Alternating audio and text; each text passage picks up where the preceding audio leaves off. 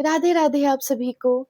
तो आज की जो वीडियो है वो है कोल इंडिया लिमिटेड के बारे में। वैसे तो टाइटल से आपको पता ही चल गया होगा, लेकिन सबसे पहला क्वेश्चन आपका ये हो सकता है, अगर आपने मेरी वीडियोस देखी होगी और अगर आप मुझे फॉलो कर रहे होंगे, कि आप तो आईबीपीएस एसओ की प्रिपरेशन कर रहे हो, देन फिर ये सीआईएल का पेपर कहाँ से बीच में आ गया? ये तो एक क्वेश्चन वाली बात हो गई ना।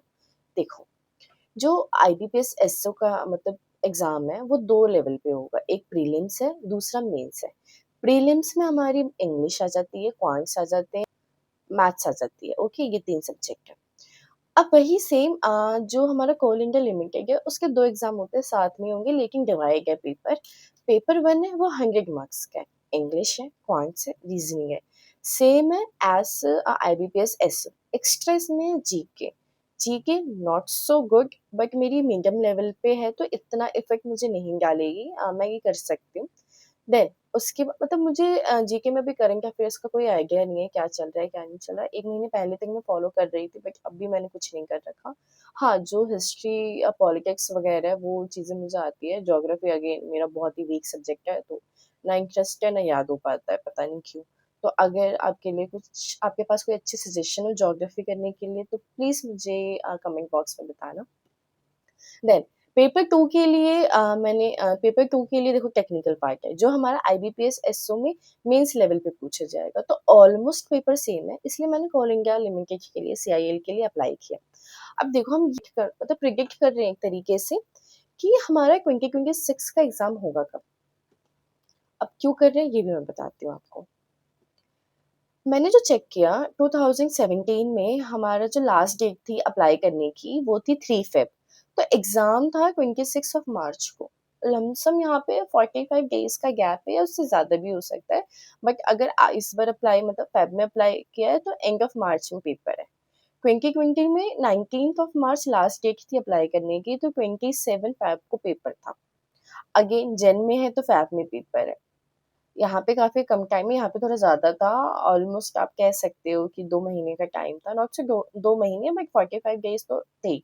यहाँ पे आपके पास 40 डेज़ का टाइम है कुछ। यहाँ पे 2025 में 14 फ़ेब को लास्ट डेट थी अप्लाई करने की, 29 मार्च को पेपर था। यानी यहाँ पे भी लमसम 35-40 डेज़ का ऐसे में गैप मिला। तो अब जो 2026 का हमने लास्ट डेट थी हमारी फॉर्म अप्लाई करने की, वो थी 21 जून। विच मीन्स हमारी जो एग्जाम डेट हो सकती है वो ईदर लास्ट वीक ऑफ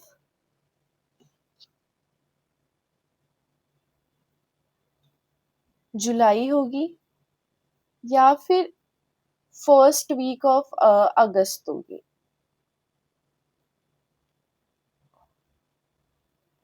तो अगर मैं 21 जून से अगर प्रिडिक्ट करूँ, अगर मैं मार्क्स सोचूं कि मेरे पास सीआईएल की प्रिपरेशन करने के लिए कितने डेज है, तो मैं ये कह सकती हूँ कि अभी मेरे पास नॉट मोर देन 45 डेज है। मतलब ऐसे मार्क कर सकते हैं कि हाँ 45 डेज अभी है।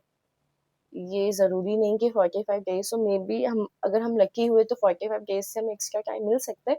ज़्यादा नहीं होगा तो 50 डेज़ हो जाएँगे, मतलब कहीं पे भी 2 महीने का गैप तो नहीं दिख रहा है, बट लक के ऊपर बात है। और या फिर कम भी हो सकता है, ये कम होके 35 डेज़ पे भी आ सकती है चीज़ें। तो ये वाली बात है। तो अभी जहाँ तक मुझे ऐसा लगता है कि क्योंकि 6 के जो एग्ज़ाम होंगे या तो लास्ट वीक ऑफ जुलाई हो जाए या फिर फर्स्ट वीक ऑफ अगस्त हो जाए। इससे ज़्यादा, इससे कम अभी तक तो तीनों ही पेपर में जो लास्ट 3 इयर्स में जो हमारे वो नॉट सो कंटीन्यूअस वे में, बट जो हमारे एग्ज़ाम हुए, वो ऐसे ही हुए। अब देखो, बात क्या है, हमें ये भी प्रिपेयर करना है, हमें ये भी प्रिपेयर करना है। अब हमें एक ऐसा टाइम टेबल चाहिए, एक ऐसा हमें रोड मैप चाहिए ताकि हम ये भी सारी चीज़ें कर पाएँ, ये भी सारी चीज़ें कर पाएँ। तो मैंने वही सोचा कि मैं कल अपना रोड मैप बना रही थी कि मैं कैसे स्टार्ट करूँ, मैं ये भी सारी चीज़ें कर पाऊँ, मैं टेक्निकल भी स्टार्ट कर सकूँ एंड मेरी आईबीपीएस एसओ भी, वो भी डिस्टर्ब ना हो, क्योंकि वो मेरा ज़्यादा मेन फ़ोकस है। ये भी है, ये भी बहुत अच्छा चांस है, बहुत अच्छी अपॉर्च्युनिटी है एंड वो भी है। तो दोनों को ही मैं डिस्टर्ब नहीं करना चाह रही थी। तो इसलिए मैंने कल एक 45 डेज़ का एक पूरा रोड मैप बनाया, एक पूरा टाइम टेबल बनाया, तो सोचा क्यों ना आपके साथ शेयर किया जाए। तो वही मैं आपके साथ शेयर करने जा रही हूँ। और मे बी नॉट। क्या पता वो आपके काम आ जाए, क्या पता वो आपके काम ना आए, बट एक उससे पहले कंडीशन है कि आप लास्ट डेज़ में, इन 45 डेज़ में अगर आप सोचोगे कि अब मैं अपनी प्रिपरेशन स्टार्ट करूँगा, अब मैं ऐसे-ऐसे करूँगा, तो नहीं होने वाला। मैं यहाँ पे सोच के चल रही हूँ कि एटलीस्ट इन 5 सब्जेक्ट्स में से, ये जो हमारे 5 सब्जेक्ट्स हैं, इन 5 सब्जेक्ट्स में से कुछ पार्ट आपका कंप्लीट हो। जीके नहीं है, ओके, चलेगा, क्योंकि करंट अफेयर्स करने हैं, अभी के करंट अफेयर्स करोगे, ओके। लेकिन मत इंग्लिश हो रखी हो, क्वांट्स हो रखी हो, रीज़निंग हो रखी हो, ये चीज़ हो रखी हो, टेक्निकल याद नहीं है, चलेगा। लेकिन आपको कॉन्सेप्ट आते हो, अगर आप एक बार वीडियो देखो तो आप वो चीज़ ग्रैब कर लो, वो वाली बात है यहाँ पे। तो इसके अकॉर्डिंग 45 डेज़ का मैंने प्लान बनाया है। तो वो सारी चीज़ें अभी हम देखते हैं। अच्छा, मैं आपको एक बार वो दिखा देती हूँ कि मैंने 45 डेज़ का प्लान बनाया कैसे है। तो टन-टना! ये है 45 डेज़ का प्लान। बेसिकली मैं आईटी से हूँ, तो मेरा सिस्टम डिसिप्लिन पड़ता है और पेपर 1 तो और सबका सेम ही है, चाहे आप किसी भी ब्रांच से हो। तो ये दोनों को ही कंबाइन करके मैंने बनाया है, पेपर 1 और पेपर 2 को कंबाइन करके आप देख भी सकते हैं उसको। तो अभी इसको डिस्कस करते हैं। बेसिकली ये एक मैंने ए4 साइज़ शीट पे निकाल लिया है इसको, अपने कन्वीनियंस के हिसाब से, ताकि जब भी मैं क्वेश्चंस मार्क करूँ किसी भी चैप्टर के, जैसे मैंने फर्स्ट डे सिनोनिम्स किया तो मैंने उसके मार्क कर दिए। तो ये उस चीज़ के लिए। अभी तो वैसे मैं आपको लैपटॉप पे पूरा डिस्कस करूँगी, इस पे बहुत मुश्किल होगा दिखाना कि क्या सारी चीज़ें मैं अभी डिस्कस करने वाली हूँ अभी आपके साथ कि वीक 1 में क्या है, वीक 2 में क्या है, कैसे मैंने टेक्निकल पार्ट को डिवाइड किया है, कैसे टाइम टेबल मैंने सेट किया है। तो अभी मैं ये सारी चीज़ें आपको शो करने वाली हूँ लैपटॉप पे, वहीं पे आपको अच्छे से दिख पाएगा। हाँ, एक चीज़ और मुझे बोलनी थी, अगर आपको ये पेज चाहिए, ये आपको 45 डेज़ का कंबाइंड स्टडी प्लान चाहिए, तो प्लीज़ आप कमेंट कर देना। तो मैं आपको ये प्रोवाइड करा दूँगी, तो आप मुझे बता देना। ओके, तो देन फिर अभी हम लैपटॉप पे चलते हैं और देखते हैं, इसको पूरा एनालाइज़ करते हैं, डिस्कस करते हैं, एंड देन अगर आपको भी कोई कमी लगती है, तो आप भी मुझे कमेंट सेक्शन में बता देना। मैं उस चीज़ को रिवाइज़ करने की कोशिश करूँगी, एंड वो भी मेरे लिए हेल्पफुल रहेगी, क्योंकि मैं भी सीआईएल का पेपर पहली बार दूँगी आप सबकी तरह। ओके। तो ये है मेरा 45 डेज़ का कंबाइंड स्टडी प्लान। तो इसमें पेपर 1 के बारे में भी बात की है मैंने, पेपर 2 के बारे में भी बात की है।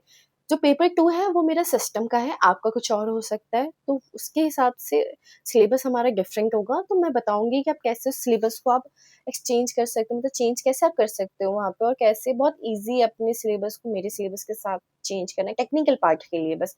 बाकी जो हमारा पेपर 1 है, वो सबका ही सेम है, तो उसमें कोई भी प्रॉब्लम नहीं आएगी। तो देखो, जो पेपर 1 है उसमें 4 सब्जेक्ट है, English, quant, reasoning, GK, and जो हमारा टेक्निकल है उसमें सब सिलेबस के अकॉर्डिंग ही सारे सब्जेक्ट्स होंगे। तो मैंने क्या किया है, पेपर 1 को अलग डिवाइड कर दिया है, पेपर 2 को अलग डिवाइड कर दिया। लेकिन हम पर वीक के हिसाब से पेपर 1 को भी करेंगे, पेपर 1 के लिए भी प्रिपरेशन करेंगे, एंड वीक 1 में हम पेपर 2 की भी प्रिपरेशन करेंगे। तो ये यहाँ पे तो ये सारी चीज़ें क्लियर हो गई होंगी कि कैसे चीज़ें वर्क करने वाली है। अब हम बात करते हैं कि मैंने कैसे प्लानर बनाया। 45 डेज़ का प्लान है, तो वीक 1, 2, 3, 4, 5, 6 एंड जो 3 डेज़ बाद के जो लेफ्ट बचेंगे वो वाले अलग है, ओके? तो यहाँ पे तो कोई प्रॉब्लम नहीं है। अब देखो, यहाँ पे ना मुझे एक चीज़ और मतलब क्लियर आउट करनी है आपको। आपके पास 2 ऑप्शन है, या तो आप डे 7 पे टॉपिक्स करते चले जाओ, या फिर आप क्या कर सकते हो, मॉक टेस्ट लगा सकते हो। ये दोनों ऑप्शंस आपके पास है, जैसे आपको जो चीज़ प्रिपेयर करनी है, जो चीज़ आपको अच्छी लगती है, आप उसको वैसे ही करो।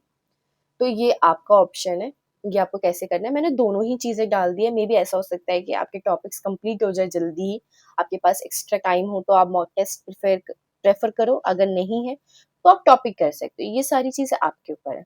देन हम बात करते हैं वीक 1 में इंग्लिश के बारे में। अच्छा, एक चीज़ और बताती हूँ मैं आपको, ये प्लान इस अकॉर्डिंग किया गया है कि आप हर दिन एक टॉपिक कंप्लीट कर रहे हो, इंग्लिश का, क्वांट का, रीज़निंग का, जीके का आगे-पीछे आप कर सकते हो, 1 दिन नहीं 2 दिन ले सकते हो, वो आपके ऊपर है। लेकिन ये जो तीनों सब्जेक्ट है, इसका आप हर रोज़ एक टॉपिक कंप्लीट कर ही रहे हो। तो इस अकॉर्डिंग ये जो प्लानर है, वो प्लान किया गया है।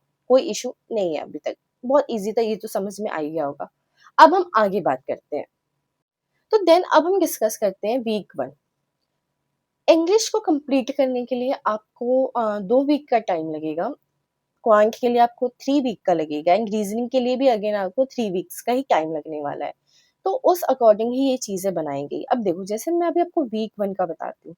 हमने वीक 1 में इंग्लिश को किया, 7 मतलब 7 टॉपिक्स हमने कंप्लीट कर लिए यहाँ पे। अच्छा एक चीज़ यहाँ पे और है, मान लो आपको डे 1 पे ना सिनोनिम्स नहीं करना, फिलर्स करना है। तो आपने क्या किया, फिलर्स के सामने चेक करते हैं, इसलिए मैंने सबके सामने चेकलिस्ट भी बना दी है, ताकि हम क्या कर सकें कि अगर मान लो हमें शफल करना है, हम शफल कर दें, लेकिन हम उसके आगे चेक कर दें, ओके ये चीज़ कंप्लीट हो चुकी है, तो एक लास्ट 7 डे पे आते-आते आपके सारे जो टास्क है वो कंप्लीट हो जाएँगे। ऐसे ही आप इंग्लिश में करोगे, ऐसे ही आप क्वांट्स में करोगे, ऐसे ही आप रीज़निंग में करोगे, ऐसे आप जीके में करोगे। तो अभी English, quants and GK reasoning की बात करते हैं। देन वही बात है, अगर आपको मॉक देना है तो आप दो, नहीं देना तो मत दो। आपके ऊपर है, कोई हार्ड एंड फास्ट रूल नहीं है। देन वैसे आपने इंग्लिश में दोबारा से आपने सारे टॉपिक की। अच्छा एक चीज़ और बताती हूँ। अच्छा वोकैब्युलरी के बाद ना दोबारा से टॉपिक रिपीट हो रहे हैं, व्हिच मीन्स कि 7th डे पे आपने आरसी किया, आरसी मतलब रीडिंग कम्प्रिहेंशन किया, तो आप डे 11 पे भी आरसी कर रहे हो, रीडिंग कम्प्रिहेंशन। जस्ट लाइक दैट अगर आप डे 3 पे आओगे तो क्वांट में स्टैटिस्टिक्स के बाद आप रिवाइज कर रहे हो, मिक्स्ड प्रैक्टिस कर रहे हो, तो क्या है डे मतलब वीक 3 में भी आपके क्वांट आपका कंप्लीट हो चुका है। वैसे ही अगर आप रीजनिंग की बात करोगे तो पजल के बाद दोबारा से सिलोगिज्म रिपीट हो रहा है, आप रिवाइज कर रहे हो। यहाँ पे आपने वीक 2 में भी सिलोगिज्म किया था, तो वीक 3 तक आपके तीनों सब्जेक्ट कंप्लीट हो जाएंगे। ओके, तो इसमें तो कोई प्रॉब्लम नहीं आएगी। अब उसके बाद अब यहाँ पे देखो सबको रिवाइज कर रहे हो, यहाँ पे भी आप रिवीजन कर रहे हो। अगर जीके की बात कर लूँ तो जीके में आप डे 1 पे हिस्ट्री कर रहे हो, कॉन्स्टिट्यूशन कर रहे हो, फंडामेंटल राइट्स कर रहे हो। नो हार्ड जजमेंट, आप इसको शफल कर सकते हो, जैसा आपको ठीक लगे आप वैसी सारी चीजें कर सकते हो यहाँ पे। देन एक चीज और कहनी थी, जीके तो जब तक एग्जाम की डेट नहीं आती है, मान लो लास्ट वीक ऑफ जुलाई में एग्जाम है, तो तब तक तो आप जीके करोगे। हाँ एक चीज थी कि आप हर रोज करंट अफेयर्स को टाइम दो। अब इतना हमारे पास टाइम नहीं है, 1 से 1.5 महीने का ही टाइम है, तो आप टाइम दो, हर रोज आप करंट अफेयर्स करो, तो वो चीज आप करना। अच्छा एक चीज अब मैं दिखाती हूँ यहाँ पे आपको, जो मेरा वीक 6 है वहाँ पे रिवीजन रिवीजन रिवीजन, सब पे रिवीजन है। अब क्या करो, जैसे आपने रिवाइज किया कोई टॉपिक, मान लो आपने फिलर्स किया, आपने उसको रिवाइज किया, आपने यहाँ पे स्लैश डाला, फिलर्स लिखा, मार्क कर दिया। अगर आपने मॉक टेस्ट लगाया तो स्लैश डाला, मॉक टेस्ट लिखा, मार्क कर दिया। तो ये आपके ऊपर है कि आपको वीक 6 को कैसे प्लान करना है। ओके, देन आप फाइनल डेज पे जैसे मैंने लिखा है कि फुल लेंथ मॉक दिया, आप इनके अकॉर्डिंग मत रहना, इन पे आप ज्यादा डिपेंडेंट मत रहना, क्योंकि हमें नहीं पता लास्ट में हमें कितना टाइम मिलेगा कितना नहीं मिलेगा। तो ये आपके ऊपर है, अगर मिलता है तो अच्छी बात है, वरना इन सारी चीजों को आप वीक 6 पे आप शफल कर देना, या वीक वीक 6 की चीजों को वीक 5 पे, तो ये सारी चीजें तो ये चीजें कर सकते हैं। अच्छा हमने यहाँ पे पेपर 1 के लिए तो डिसाइड कर लिया कि हमें कैसे क्या चीजें करनी है, हमने यहाँ पे प्लानिंग कर ली, लेकिन अब पेपर 2 का क्या। देखो सिस्टम में अलग अलग सब्जेक्ट्स हैं, आई गेस 9 या 10 सब्जेक्ट्स हैं। तो मैंने क्या किया, अब हम हर रोज के हिसाब से तो सब्जेक्ट नहीं कर सकते कि मैं एक दिन में ये सब्जेक्ट कंप्लीट कर लूँ, तो मैंने वीकली सब्जेक्ट्स को डिवाइड कर लिया। ओके वीक 1 पे मुझे मैथ्स करनी है, वीक 2 पे मुझे digital logic and computer organisation करना है। तो एग्जैक्टली सेम आप भी कर सकते हो कि आप अपने सब्जेक्ट के अकॉर्डिंग, टेक्निकल पार्ट के अकॉर्डिंग आप इसको डिसाइड करो कि ओके वीक 1 में मुझे ये करना है, वीक 1 में मुझे ये सब्जेक्ट करना है। ऐसा भी हो सकता है कि जैसे मैंने किया है कि वीक 2 में मुझे ये 2 सब्जेक्ट कंप्लीट करने हैं, तो आप वीक 1 में 2 सब्जेक्ट कंप्लीट कर रहे हो, it's all up to you. अब देन यहाँ पे देख लो कि ऐसा पॉसिबल है कि आप वीक 1 में कुछ कर रहे हो, कुछ बैकलॉग रह गया, टेक्निकल पार्ट में कुछ बैकलॉग रह गया, आपने यहाँ पे लिख दिया कि ओके वीक 1 का जो बैकलॉग है ये है, और इसको मुझे कंप्लीट करना है वीक 1 में ही। वीक 2 पे इसको मत करना अनटिल एंड अनलेस वो सैटरडे संडे का बैकलॉग ना हो आपका। ओके, अच्छा ये सारी प्लानिंग तो हो गई हमारी। ओके, अब मुझे ये चीज देखनी है कि इस प्लान को एग्जीक्यूट करने के लिए टाइम टेबल क्या फॉलो करें। पेपर 1 है, पेपर 2 है, अब इसके लिए टाइम टेबल क्या होना चाहिए। तो इसके टाइम टेबल की अब हम बात करते हैं। टोटल 12 आवर्स का टाइम टेबल लिया है मैंने। विच मीन्स उसमें आपका ब्रेक भी आ जाता है और उसमें आपके पूरा स्टडी का टाइम भी आ जाता है। ओके, तो अब हम बात करते हैं। अब देखो यहाँ पे क्या है, मैं ये मान के चल रही हूँ आप 6 बजे उठ जा रहे हो, आपके ऊपर है, जब आप उठो तब से आप स्टार्ट कर सकते हो। ऑब्वियसली बात है, टाइम चेंज हो सकता है आपके कन्वीनियंस के हिसाब से।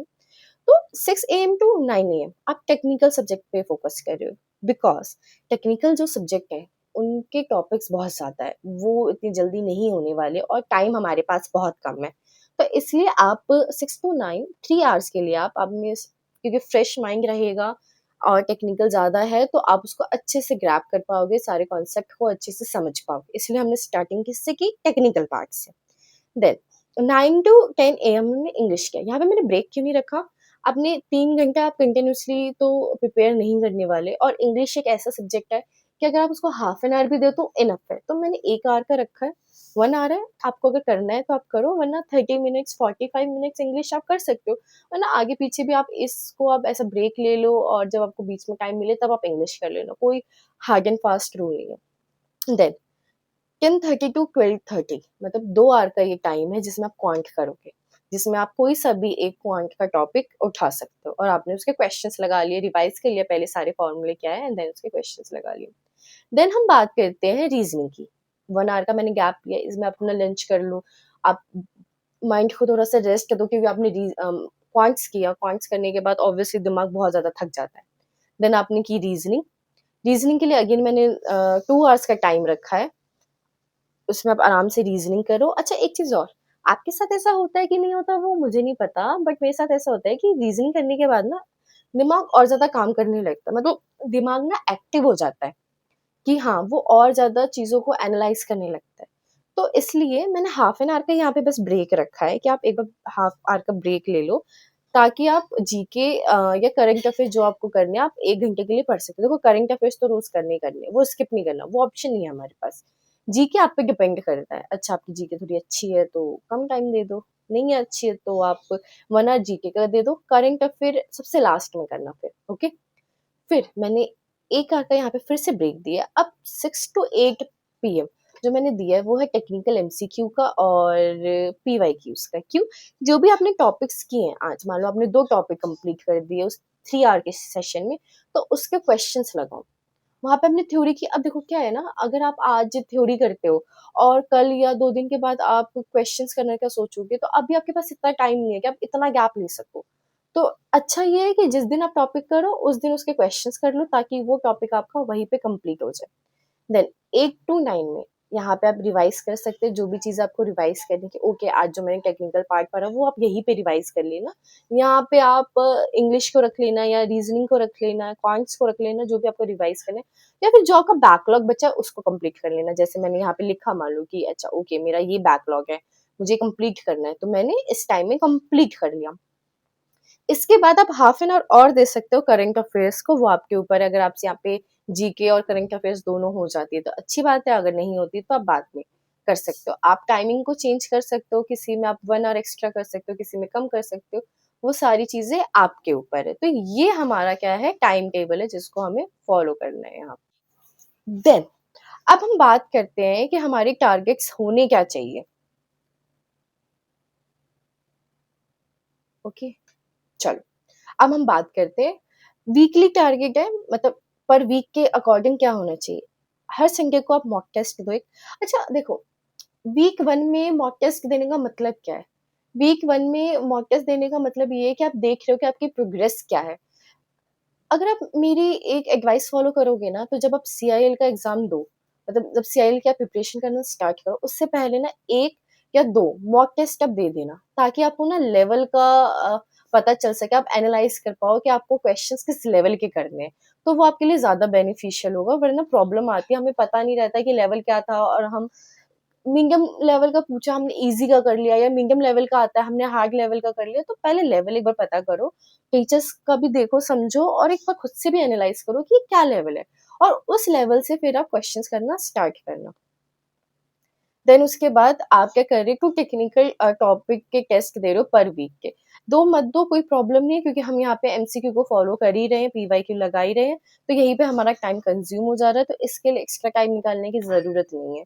हाँ, जीके के क्वेश्चंस करना, 50 क्वेश्चंस करना, देखो 25 टू 30 क्वेश्चंस तो आपके करंट अफेयर्स के ही हो जाएँगे, और जो आपने टॉपिक आज किया उसके 25 क्वेश्चंस हो जाएँगे, तो ऐसे डिवाइड कर लेना। इंग्लिश जो आप कर रहे हो उसके 25 होने चाहिए, क्वांट्स कर रहे हो उसके 25 क्वेश्चंस कर लिए, अगर आप ज़्यादा नहीं कर पा रहे हो तो। रीजनिंग कर ली उसके 25 क्वेश्चंस कर लिए, ये तब है वो जो आपका टॉपिक है वो बहुत ज़्यादा न्यू है आपके लिए, आपने वो कभी किया है, इसलिए ये क्वेश्चंस है।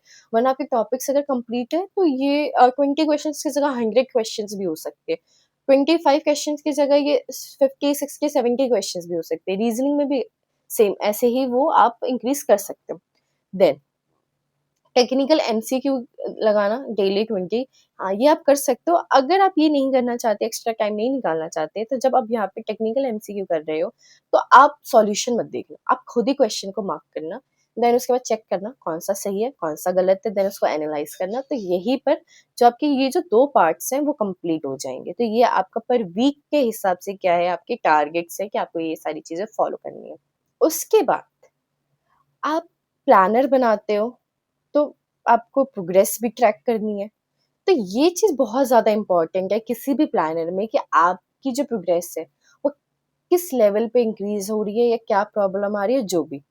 तो आप इसको थोड़ा-सा समझते हैं, ये बहुत ज़्यादा इम्पोर्टेंट चीज़ है, तो देखते हैं इसको क्या है, क्या नहीं है। अब देखो, मैंने वीक वाइज़ इसको डिवाइड किया है। अच्छा, आपने वीक में मान लो मॉक दिया, कितने मार्क्स हैं, कितने परसेंटेज है, जैसा भी आप मार्क करना चाहो। क्या आपने टेक्निकल टेस्ट दिया? क्योंकि ये बहुत ज़्यादा ज़रूरी है। आप इसमें क्या कर सकते हो, छोटे-छोटे ना 7 डेज़ के भी डिवाइड कर सकते हो। अच्छा, मैंने 1 पे दे दिया, 2 पे दे दिया, 3 पे, मतलब जैसे भी आपको करना है। टेक्निकल टेस्ट एक 100 मार्क्स के टेस्ट के बारे में मैं बात कर रही हूँ। किसी पेपर 2 का आपने टेस्ट दिया है कि नहीं दिया? आपने कितने आवर्स की स्टडी की है और क्या रिमार्क रह गया? रिमार्क आप कुछ भी दे सकते हो कि ये वीक मेरा बहुत अच्छा गया, मैं बहुत प्रोडक्टिव गया। इतना अच्छा नहीं गया, मैं और बेटर कर सकता था, अपने अंदर और बेटरमेंट ला सकता हूँ, ये चीज़ मुझे करनी है, ये चीज़ नहीं। तो ये जो प्रोग्रेस ट्रैकर है, ये भी बहुत ज़्यादा इम्पोर्टेंट है। तो ये आप, और एक चीज़ पता है, अगर आप इस प्लान को फ़ॉलो करोगे ना, इस सारी चीज़ों को आप फ़ॉलो करोगे, तो आपको ना बहुत अच्छा लगेगा। एक तो पहली बात कलरफुल है, तो आपको अट्रैक्ट करेगा कि हाँ, कुछ तो करना है इसमें। दूसरी ये बात है, हर जगह चेकलिस्ट है, तो आपका मन करेगा ओके टिक करना है। टिक करने के लिए ये चीज़ मुझे कंप्लीट करनी है। अच्छा, यहाँ पे कर लिया, तो मुझे यहाँ पे भी काम करना है। अच्छा, ये चीज़ हो गई, ओके इस पे मार्क कर दिया। ये सारी चीज़ें। ये चीज़ हो गई, तो ये चीज़ आपको हेल्प करेगी, आपको हमेशा बूस्ट अप करेगा ये प्लान कि हाँ, आपको ये चीज़ करनी है, कंप्लीट करना है। अब मैंने ना एक छोटा-सा और बना रखा है, पर वीक के हिसाब से भी मैंने ट्रैकर बना रखा है। हाँ, प्रॉब्लम ये है कि इतना स्पेस नहीं था इसमें, तो आप ये कर सकते हो कि आप मार्क कर दो डे, मतलब पर वीक होने के बाद, पूरा वीक खत्म होने के बाद आप उसको इरेज़ कर दो, देन दोबारा वीक 2 के लिए आप कर सकते हो उस चीज़ के लिए। जैसा आपको करना है वो चीज़ आप देख लेना एक बार। बट देखो, डे 1 पे क्या आपने इंग्लिश के 20 क्वेश्चंस किए? किए, ओके मार्क कर दो। क्या आपने क्वांट्स के 25 किए? किए, तो ओके मार्क कर दो। तो वैसे ही आपके लिए, सबके लिए यहाँ पे क्रैकर बना रखा है, और अगर आपकी सारी चीज़ें कंप्लीट हो चुकी है, तब लास्ट में टिक कर दो, और वो आपको बहुत सैटिस्फाइंग लगेगा, बहुत आपको खुशी मिलेगी उस चीज़ से। तो ये चीज़ अच्छी है, ये चीज़ आपको काफ़ी ज़्यादा बूस्ट अप करेगी कि नहीं, मुझे ये चीज़ कंप्लीट करनी है। Then last but not least, notes हैं, जो आपको मोटिवेट करे, जो आपको इंस्पायर करे, वो सारी चीज़ें आप यहाँ पे लिख सकते हो, ताकि जब भी आप ये प्लानर देखो, तो आपका ध्यान जब इस पे जाए, तो आपको एक अलग सी एनर्जी फील हो कि नहीं, अब ये चीज़ तो मुझे करनी ही करनी है। देन ओके, यही तक सारी चीज़ें थी। हाँ, एक कुछ चीज़ें हैं जो देखो, आप ये प्लानर फ़ॉलो तो कर लोगे, अनटिल एंड अनलेस आप कंसिस्टेंट नहीं रहे, तब नहीं हो सकती चीज़ें। कंसिस्टेंट रहना है, इस प्रोसेस को ट्रस्ट करना है, और जो आप प्रोग्रेस कर रहे हो उसको एन्जॉय करना है। ऐसा हो सकता है कि आज आपने कोई प्रोग्रेस ना की हो, दिन बहुत खराब गया हो, कोई बात नहीं, आज रेस्ट लो, कोई दिक्कत वाली बात नहीं है। कल से स्टार्ट करेंगे, आप भी करोगे, मैं भी करूँगी, मिलके स्टार्ट करेंगे। लेकिन जब कल से स्टार्ट करेंगे, तब डबल पावर के साथ कमबैक करेंगे। ऐसा नहीं है कि हाँ, कल तो मेरा मन नहीं था, कल मैं ये चीज़ नहीं कर पाई, आज भी मैं नहीं करूँगी, ये चीज़ नहीं होनी चाहिए। ओके, ये चीज़ है। एक चीज़ हमेशा याद रखना, अगर आप आज डिसिप्लिन में हो, तो कल आपको सक्सेस मिलेगी ही मिलेगी। उसके लिए आपको अपने ऊपर बिलीव होना चाहिए, और आप जो भी काम कर रहे हो, चाहे आप किसी भी फील्ड में हो, कुछ भी आप चीज़ें कर रहे हो, उस चीज़ को बिना रुके करते जाओ। Okay, thank you. अगर आपको पसंद आया हो तो please like, share and comment. Okay, bye bye.